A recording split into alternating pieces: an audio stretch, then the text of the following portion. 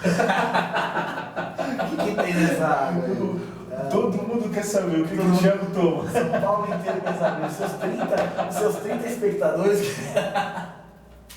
Ao vivo. Ao vivo? Uhum. Então vamos lá. Pessoal, quinta-feira, hoje dia. Que dia? 13. Quinta-feira, 13 de fevereiro. Estamos aqui no mais um Papo Empenhado, dando início. Hoje com a presença do Gilmar de Souza. O Gilmar é o nosso coordenador da Defesa Civil. O Gilmar tem trabalhado aí com a gente. Está aqui há quanto tempo na Sul? Um ano que eu estou aqui na Sul da Penha. Um ano de Sul e Penha.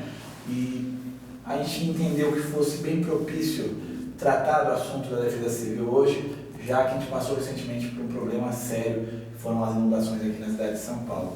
Mas obrigado pela presença, pela participação aqui. Vamos conversar um pouquinho sobre essas questões. Com certeza, claro. Gilmarzão, Gilmar, você na sua profissão, você é policial, bombeiro, qual que é a sua formação? Sou subtenente do Corpo de Bombeiros, né, da Polícia Militar de São Paulo. Tem 3 anos que a gente se afastou então da função de sair das ruas, né, do Corpo de Bombeiros, para assumir o cargo de diretor da Defesa Civil. Porque coordenador mesmo é só o nosso número 1, que é o Coronel Peixoto. Corrigindo então, diretor da Defesa Civil, Sim, assim, que sempre fala coordenador. Não, né? Antigamente era coordenador, somos diretores regionais. Antes de passar aqui, você estava em Guaianazes. Sim, fiquei 2 anos em Guaianazes, aí por conta de solicitação, né, de comando, pediu para a gente vir para cá, trabalhar nessa área, então viemos atuar aqui nessa área, onde fomos bem recebidos aqui na Subprefeitura da Penha. Valeu, é isso aí. Agora tratando especificamente das condições aqui da cidade. Antes de entrar no assunto dessa chuva especificamente, a cidade de São Paulo, que você conhece uma boa parte dela, até na... Sim. O que você entende no que se trata de risco geológico, problemas relacionados à Defesa Civil, ou onde a Defesa Civil pode atuar? Como você vê a cidade de São Paulo? Então assim, a gente pode dizer, por exemplo, nós que somos diretores, Thiago, nós cumprimos escalas 2 vezes por mês, onde a gente fica responsável por toda a capital. Então, eu me sinto à vontade aqui no subdistrito da Penha, que vejo que nós aqui estamos numa posição bastante confortável, né? Temos aqui 13 áreas de risco geológico. Desse mesmo material. Isso, está nesse mesmo material, já foi entregue aqui pela CONDEC, pela Subprefeitura da Penha, onde estão atualizados os riscos geológicos. A gente percebe que do último monitoramento que houve, né, graças aos trabalhos do nosso CPO aqui da Penha, a gente percebeu que os riscos diminuíram, né? Onde era um risco 4, passou para risco 3. Infelizmente também há aquele contratempo, né? Por exemplo, existem os tubulões e infelizmente o povo, por uma questão de ceticismo quanto aos riscos, eles construíram suas casas em cima desses tubulões de água, que é um risco, né? A gente percebe que a prefeitura faz as contenções dos córregos para que não haja um solapamento, então é feito, por exemplo, aqueles muros de gabião. Sim. E, infelizmente, o povo, né, por conta de necessidade e um pouco de desinformação, e como a gente falou, não acredita nos riscos, eles constroem as casas em cima do muro de gabião. E de acordo com o Código de Construção de Obras, Thiago, a gente até gostaria de informar o público que deveria ser respeitado 30 metros do leito do córrego para que houvesse então a primeira construção. É importante destacar que não é uma questão de estabelecido sem critério, é justamente levando em conta as áreas de cheia dos rios, levando em conta as áreas que não têm risco geológico, ou pelo menos que não estão menos propensas a ter risco geológico, né? Não é um cálculo à toa. Por isso que tem que ser respeitada. A legislação normalmente ela prevê uma pesquisa técnica que antecede, né? Exatamente. E às vezes o poder público, por conta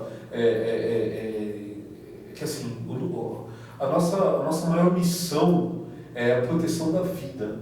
Então muitas vezes as pessoas nos interpretam mal, que a gente vai e informa, olha, você não pode ficar nesse local por conta do risco da sua vida. Mas eles acham que às vezes que é politicagem, eles não acreditam nessa situação, né? E assim, a tão assim, difícil, porque infelizmente eles aproveitam cada espaço desse terreno para fazer construções e puxadinhos. Então a própria canalização de esgoto, canalização de uso de água, fica bem próximo ali do alicerce. Vai lavando.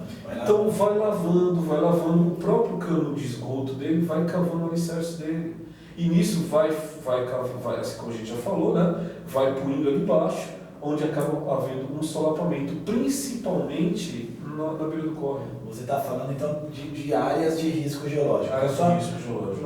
Nos caracterizar. As áreas de risco variam de até 4, de 1 a 4, é isso? De 1 a 4, onde o risco é um risco muito baixo e o máximo seria o 4, que é o risco máximo, onde realmente existe como se fosse um sinal vermelho e que todos os olhos se voltam para esse local. É risco de ruína mesmo. Risco de ruína mesmo.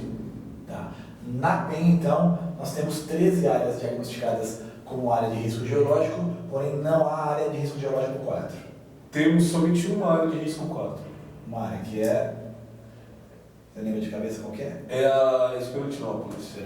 Isso. Que nós já estamos conversando, já estamos realmente em diálogo com a subprefeitura e o responsável pelo setor já está em tratamento de trabalhos e estudos para ver como faz para diminuir. Foi feita uma parte ali da contenção, né? Foi feita uma parte, quem conhece ali a região de Esperantinópolis, na comunidade que ali existe, uma parte foi feita a obra de contenção, infelizmente, aí eu até toco por base aquilo que você fala agora. Partes da obra a gente nem conseguiu terminar porque elas já foram quase que imediatamente tomadas pelas moradias irregulares e muitas vezes as pessoas têm a noção do risco a que estão expostas naquela situação, né? Da risco a que estão expostas naquele momento. A gente sabe que é fragilidade, que é uma necessidade, ninguém muitas vezes está ali por opção, mas é importante que a gente leve em consideração e respeite o papel de quando a Defesa Civil chega até o local, porque não é simplesmente não existe satisfação em tirar alguém da sua moradia. Claro que não. Pelo contrário, né? Muito pelo contrário. Preservando a vida, né? Porque assim, as pessoas às vezes acham que a prefeitura faz por gosto, ou faz às vezes por bondade, ou fala tipo, você vem aqui, mas não vai na casa do rico, não é isso. A prefeitura atua, é como se fosse a justiça, né? Que como se fala que a justiça é cega, que a estátua da justiça ela tem os olhos vendados e uma balança na mão e a espada na outra. Ou seja, ela corta dos dois lados, não importa. Né? Mas aqui, infelizmente, onde há mais desinformação é onde, muitas vezes, tem mais perigo, porque as pessoas se expõem ao risco. Sim. Aproveitando, Gilmar, só para resumir esse contexto de introdução, a Defesa Civil, ela atua em quais áreas? Na questão do risco geológico, além disso, onde a Defesa atua, basicamente? Nós fazemos avaliação, são 3 áreas, né? São áreas de risco geológico, hidrológico e tecnológico. Então, assim, às vezes no mesmo local, por exemplo, numa comunidade carente, temos os 3 riscos, né? Tem o hidrológico, tecnológico e geológico. Geológico. Essas são as avaliações que a Defesa se responsabiliza em fazer. Sim. Né? A Defesa Civil atua muito mais na área preventiva.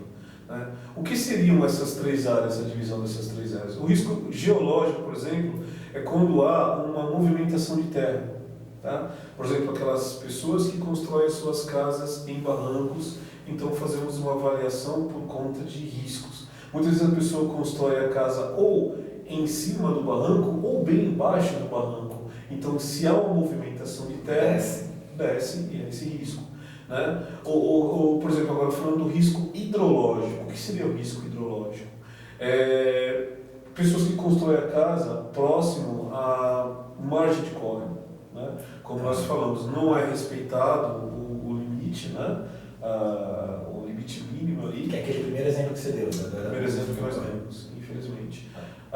E quando vem realmente essa época que estamos vivendo agora, por exemplo, que foi a segunda-feira, foi dia 10, não é isso? Que houve aquela grande chuva e o rio, infelizmente, ele não vai pedir licença para passar.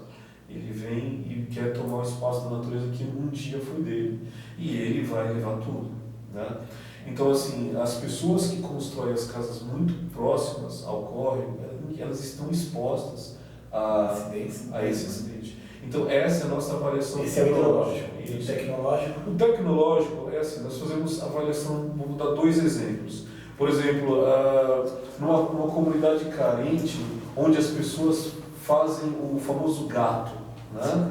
Então eu vou no poste e eu puxo fiação de todas as formas e dali eu faço uma distribuição ilegalizada, sem relógio, sem controle, né? E assim eu vou fazer risco de incêndio. Risco de incêndio. É tecnológico. Tecnológico. Um outro exemplo do risco tecnológico por exemplo, os tubulões, né? De onde passa os dutos que passam combustível, com gás. As pessoas às vezes querem fazer furto tanto de gás quanto de combustível. Isso também é um risco tecnológico e nós também fazemos monitoramento.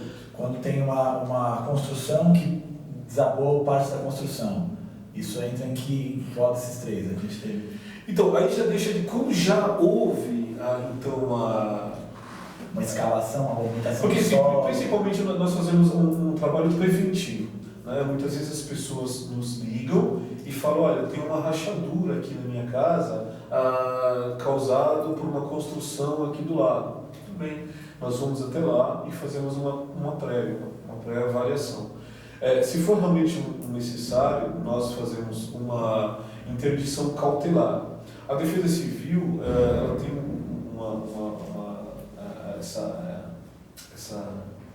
essa obrigação, né, digamos assim, e direito, obrigação, de que nós fazemos nossa interdição tem um poder de 5 dias, até 5 dias. Só que nunca dá tempo, porque antes de vencer esses 5 dias, nós acionamos a subprefeitura. Esse sim tem um chamado poder de polícia, que é o poder de caneta, e o poder de fiscalização. Aí sim vai o corpo de engenheiros que a gente fala da prefeitura, onde vai um agente gestor e um engenheiro, né? Aí ali ou ele vai validar a nossa interdição ou ele fala não há risco. Mas nesse caso não entra em nenhuma das 3 categorias, não entra no geológico, hidrológico ou tecnológico? Não, aí é um outro tipo de outro tipo de característica. É um outro tipo de trabalho, né? Quando a gente fala, quando você falou, nós falamos desses 3 riscos, são avaliações prévias, mas de uma comunidade. Agora, quando há esse acionamento, é um acionamento focal para uma residência, para um condomínio. Tá? Uma árvore que tenha com risco de queda. Então, com relação à árvore, assim, a competência de árvores internas, na verdade, é do munícipe, é do proprietário. Nas ruas, é responsabilidade da prefeitura local. A Defesa Civil só age da seguinte forma, fazendo realmente um isolamento. Né? Quando há uma árvore em risco de queda, somente quem pode dar autorização de poda ou de remoção da árvore é o engenheiro agrônomo. Tá? Ou, no caso, o Corpo de Bombeiros, que tem um poder maior de visão por conta de lei, né? E até porque a árvore ela é protegida por lei. Ela não pode ser, eu acho que eu tenho que fazer uma poda. Eu não posso. Eu tenho que vir na prefeitura, fazer diretamente na unidade de áreas verdes, onde eu preencho uma requisição e vai entrar na lista de espera do engenheiro agrônomo, aqui da unidade de áreas verdes da subprefeitura Penha, onde ele vai fazer essa vistoria. Tá. Legal, fizemos um apanhado geral da questão da defesa, das atribuições da Defesa Civil. Agora vamos tratar mais especificamente sobre o dia 10. Segunda-feira tivemos um altíssimo índice pluviométrico em toda a região da Grande São Paulo. Em locais chegou a ultrapassar os 110 milímetros de chuva. Segundo os pesquisadores dos Institutos de Controle e Pesquisa, a maior chuva, a maior densidade dos últimos 37 anos que atingiu a cidade de São Paulo. E a gente acompanhou ao longo das mídias, das grandes mídias, tudo o que aconteceu.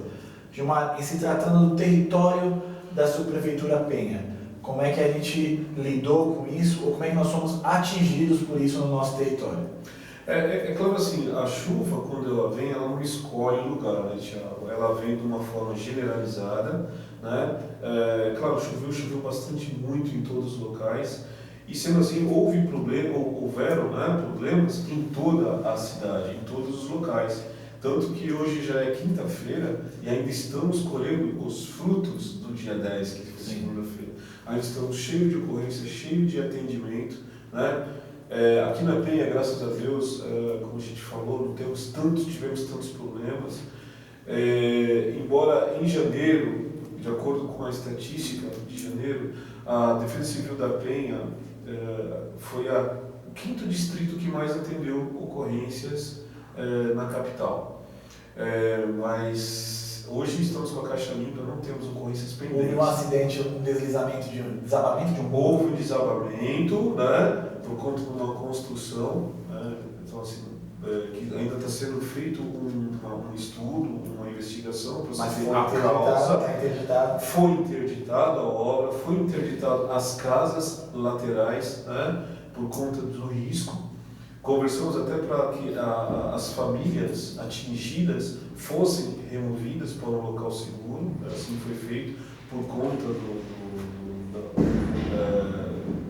do construtor. Ele mesmo se propôs a dar essa assessoria para as famílias atingidas. Ele avocou para ele a responsabilidade. Isso é importante, né? Mas a prefeitura fez a parte dela, interditou as casas e também a obra até que sejam sanados os problemas.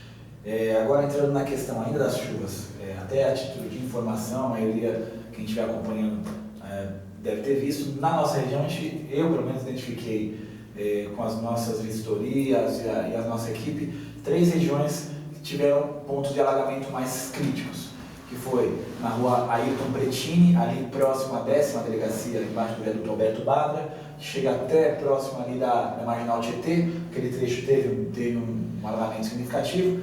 Jardim Piratininga, a gente verificou pontos de alagamento, Piratininga São Francisco, né? E Vila Guaraciaba, que é o nosso pedaço ali junto ao Jardim Queralux. Te passo também para falar se tem alguma coisa para comentar sobre essas áreas, mas do ponto de vista aqui da subprefeitura, sobre esses 3 locais, as equipes atuaram logo ao término das chuvas para fazer a limpeza. A gente inclusive registrou isso nas nossas mídias sobre essa ação.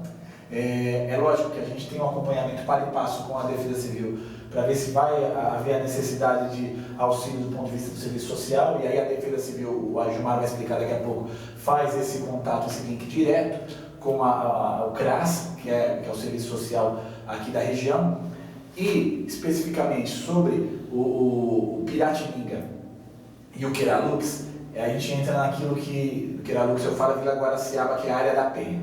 A gente entra naquilo que a gente conversou há pouco. Existe uma questão a ser tratada complexa, que é a do adensamento populacional, da ocupação, da urbanização na área que seria a área de cheia da várzea do Tietê.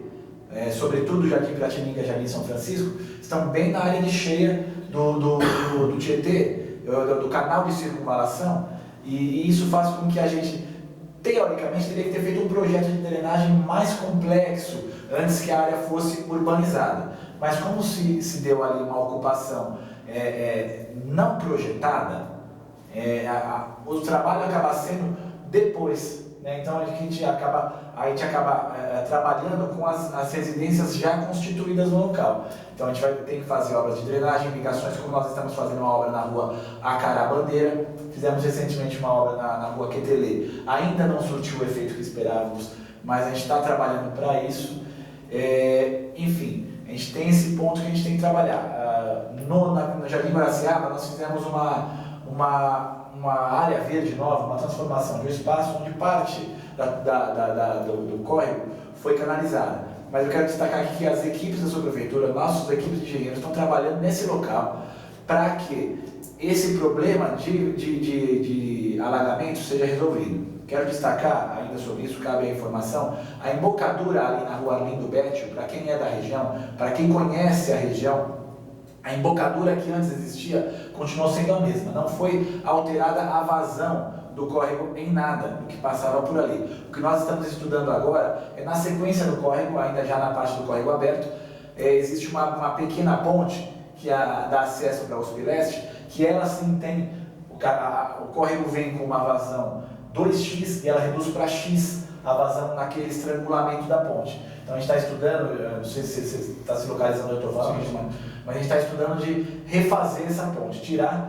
deixar uma vazão contínua, e assim a gente acredita que a gente vai conseguir, se não resolver totalmente, amenizar o problema significativamente no local. Mas aí vai naquilo que a gente está falando, né, Gilmar? A gente está trabalhando com uma área que teoricamente é o espaço onde o rio atuaria, né? Você me permite até falar sobre a comporta da Penha que estava fechada? 20 minutos. Porque assim, tivemos uma demanda reprimida, né? As águas da chuva acabaram ficando, digamos, represadas aqui no nosso distrito da Penha por conta de estratégia que não pôde ser lançada no Rio Tietê. Então, até por conta que já estava colapsado. Que já estava colapsado. Até porque se a comporta tivesse aberta, podia até dar um retorno negativo, porque no Rio Tietê tem muita força e tem muita água ali, né? Então, se teve que abrir aos poucos e possivelmente... Então, isso é bacana você citar, porque às vezes começa... Semana retrasada, nós falamos do fake news da padaria Requinte. Falaram que tinha um ratinho, não tinha ratinho nenhum, que era da França, de Paris, o ratinho. Agora, é importante dizer isso, que se houve muito, fecharam-se as comportas da Penha, a água voltou, tudo. Isso tudo não é feito sem cálculo. A gente tem nosso secretário de Estado, Marcos Benido, é uma pessoa capacitadíssima e toda a sua equipe. Então a gente sabe que se foi tomada essa decisão, foi também para a melhor forma de amenizar os danos, né, Gilmar? Não é uma forma impensada. É bom destacar isso. É o que você falou, deixando as comportas abertas, a gente não imagina que até o refluxo do próprio Tietê seria ainda maior do que a gente observou nesses bairros mais próximos do canal de circunvalação. Certo? Com certeza. Completa para a gente, Gilmar, essa questão, como se dá a tratativa no caso de pessoas que têm perdas materiais ou que vão pleitear algum tipo de indenização junto à prefeitura no caso de enchentes. Se for no primeiro momento, em até 24 horas, a Defesa Civil vai até o local, né? Fazemos a avaliação da inundação e acionamos o pessoal da SMADES, onde... Assistência Social, SMADES, e Serviço Social aqui da região. Serviço Social da região, onde eles levam, no caso, os benefícios, que são benefícios, uma cesta básica, um cobertor, um colchão, é isso que eles levam, a SMADES, né? A assistência social leva até as pessoas carentes que tiveram perdas. Tá? E desabrigados. Desabrigados. Se a pessoa tiver para onde ir, claro, preferencialmente que a pessoa vá para casa de parentes, né, amigos. Se acaso, ainda assim, a pessoa não tiver para onde ir, a prefeitura ela vai dispor de abrigos. Sim. E a família então será removida para abrigos temporários. Certo. Pessoal, acho que